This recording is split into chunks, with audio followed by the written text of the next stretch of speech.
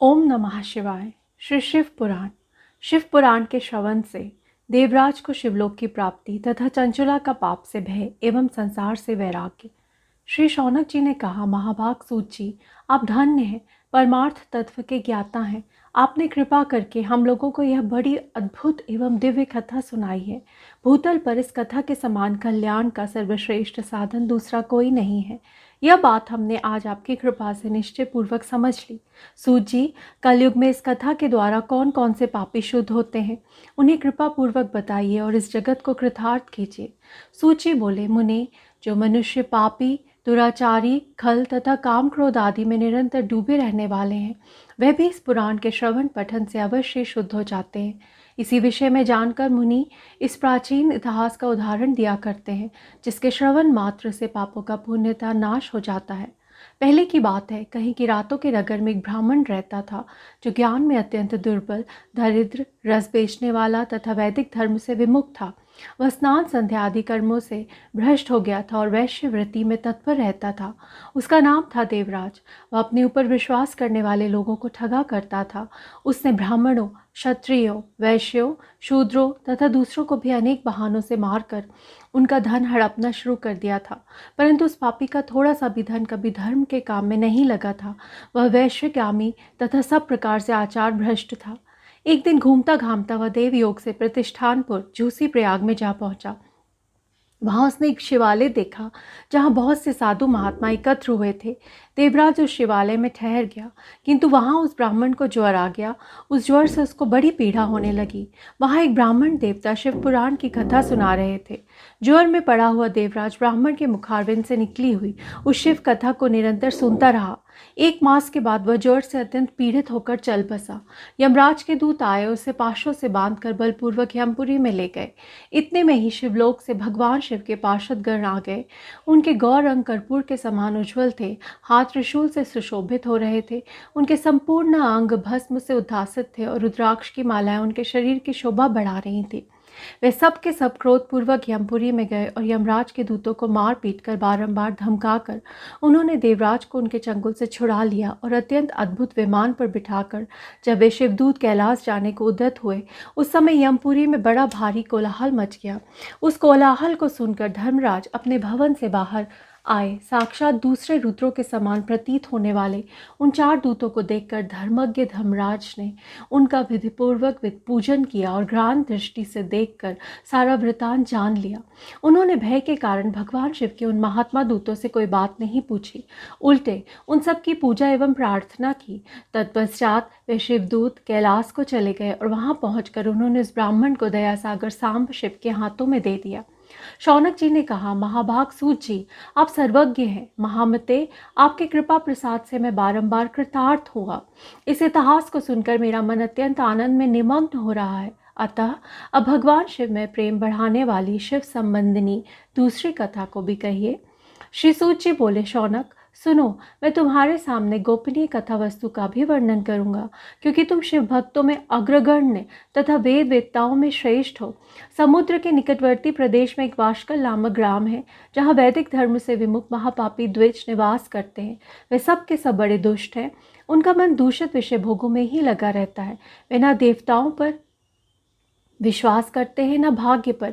वे सभी कुटिल वृत्ति वाले हैं, किसानी करते हैं और भांति भांति के घातक अस्त्र शस्त्र रखते हैं। वे व्यभिचारी हैं और खल हैं। ज्ञान, वैराग्य तथा सधर्म का सेवन ही मनुष्य के लिए परम पुरुषार्थ है। इस बात को वे बिल्कुल नहीं जानते हैं। वे सभी पशु बुद्धि वाले हैं। जहाँ के 2 जैसे हों, वहाँ के अन्य वर्णों के विषय में क्या कहा जाए। अन्य वर्णों के लोग भी उन्हीं की भांति कुत्सित विचार रखने वाले, स्वधर्म विमुख एवं खल है। वे सदा कुकर्म में लगे रहते हैं और नित्य विषय भोगों में ही डूबे रहते हैं। वहाँ की सब स्त्रियां भी कुटिल स्वभाव की, स्वेच्छाचारिणी, पापासक्त, कुत्सित विचार वाली और व्यभिचारिणी है। वे सत्यव्यवहार तथा सदाचार से सर्वदा शून्य है। इस प्रकार वहाँ दुष्टों का ही निवास है।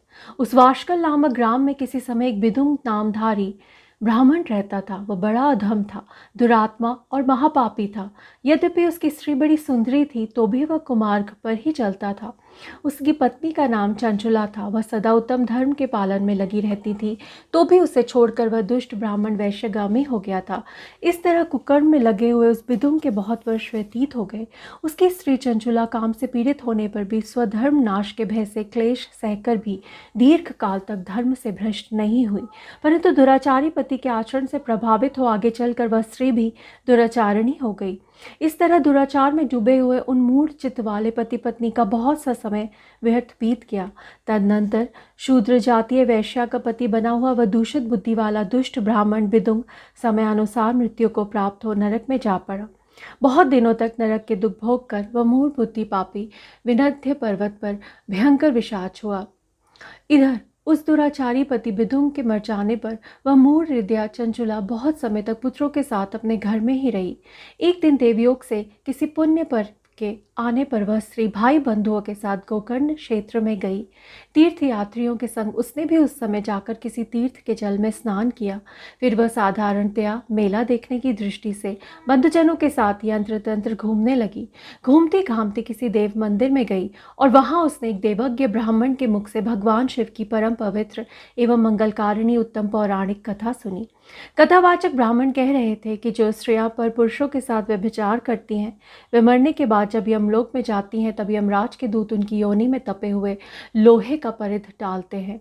पौराणिक ब्राह्मण के मुख से वैराग्य बढ़ाने वाली कथा सुनकर चंचुला भय से व्याकुल हो वहां कांपने लगी। जब कथा समाप्त हुई और सुनने वाले सब लोग वहां से बाहर चले गए, तब वह भयभीत नारी एकांत में शिव पुराण की कथा बाँचने वाले उन ब्राह्मण देवता से बोली। चंचुला ने कहा, ब्राह्मण, मैं अपने धर्म को नहीं जानती थी, इसलिए मेरे द्वारा बड़ा दुराचार हुआ है। स्वामिन, मेरे ऊपर अनुपम कृपा करके आप मेरा उद्धार कीजिए। आज आपके वैराग्य रस से ओतप्रोत इस प्रवचन को सुनकर मुझे बड़ा भय लग रहा है। मैं कांप उठी हूँ और मुझे संसार से वैराग्य हो गया है। मुझ मूढ़ चित्त वाली पापिनी को धिक्कार है। मैं सर्वदा निंदा के योग्य हूँ, कुत्सित विषयों में फंसी हुई हूँ और अपने धर्म से विमुख हो गई हूँ। हाय, न जाने किस किस घोर कष्टदायक दुर्गति ने मुझ पर पड़ जाना है और वहाँ कौन बुद्धिमान पुरुष कुमार्ग में मन लगाने वाली मुझ पापिनी का साथ देगा। मृत्यु काल में उन भयंकर यमदूतों को मैं कैसे देखूंगी। जब वे बलपूर्वक मेरे गले में फंदा डालकर मुझे बांधेंगे, तब मैं कैसे धीरज धारण कर सकूंगी। नरक में जब मेरे शरीर के टुकड़े टुकड़े किए जाएंगे, उस समय विशेष दुख देने वाली उस महायातना को मैं वहाँ कैसे सहूँगी। हाय, मैं मारी गई, मैं जल गई, मेरा हृदय विदीर्ण हो गया और मैं सब प्रकार से नष्ट हो गई, क्योंकि मैं हर तरह से पाप में ही डूबी रही हूँ। ब्राह्मण, आप ही मेरे गुरु, आप ही माता और आप ही पिता हैं। आपकी शरण में आई हूँ। मुझ दीन अबला का आप ही उद्धार कीजिए, उद्धार कीजिए।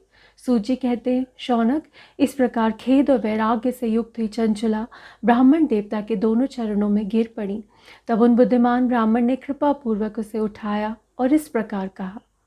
इति अध्याय 2 और 3। ओम नमः शिवाय।